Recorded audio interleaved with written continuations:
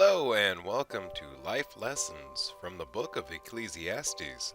Solomon wrote the book of Ecclesiastes probably around 935 BC, late in Solomon's life. Solomon looks back on his life, much of which was lived apart from God. His purpose is to spare future generations the bitterness of learning through their own experiences that life is meaningless apart from God. The molded bunny lies in the basket, surrounded by green paper grass, with Easter morning eyes wide in anticipation. The little boy carefully lifts the chocolate figure out and bites off one of the long ears. But the sweet taste fades quickly, and he looks again at the candy in his hand. It is hollow, empty, futile, hollow, nothing. The words ring of disappointment and disillusionment. Yet this is the life experience of many, grasping the sweet things, possessions, experience, power, and pleasure. They find nothing inside. Life is empty, meaningless, and they despair. Almost 3,000 years ago, Solomon spoke of this human dilemma, but the insights and applications of his message are relevant in our century. Ecclesiastes, Solomon's written sermon, is an analysis of life's experiences and a critical essay of its meaning.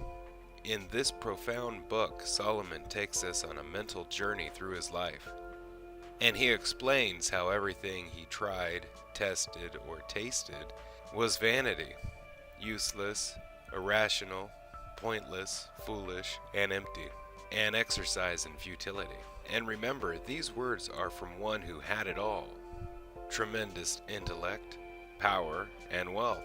After his biographical tour, Solomon makes his triumphant conclusion: fear God and keep his commandments, for this is the whole duty of man. For God shall bring every work into judgment with every secret thing, whether it be good or whether it be evil. When Solomon became king, he asked God for wisdom. 2 Chronicles 1:7-12. And he became the wisest man in the world. He studied, taught, judged, and wrote. Kings and leaders from other nations came to Jerusalem to learn from him. But with all of his practical insights on life, Solomon failed to heed his own advice, and his life began to downward spiral. Near the end of his life, he looked back with an attitude of humility and repentance. He took stock of the world as he had experienced it, hoping to spare his readers the bitterness of learning through personal experience and everything apart from God is empty, hollow, and meaningless. Although the tone of Ecclesiastes is negative and pessimistic, we must not conclude that it was the only chapter worth reading, and applying is the last where he draws his conclusions. In reality, the entire book is filled with practical wisdoms, how to accomplish things in the world and stay out of trouble, and spiritual wisdom, how to find and know eternal values. Solomon had a very honest approach to life. All of his remarks relating the futility of life are there for a purpose: to lead people to seek true happiness in God alone.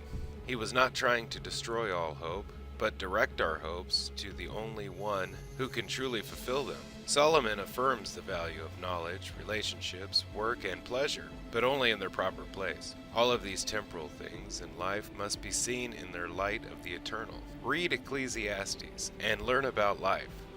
Hear the stern warnings and dire predictions, and commit yourself to honor your Creator now. Thank you for watching the life lessons from the book of Ecclesiastes. Don't forget to like, share, and subscribe if you can. If you already have, thank you. Have a nice day, and God bless you. Bye-bye.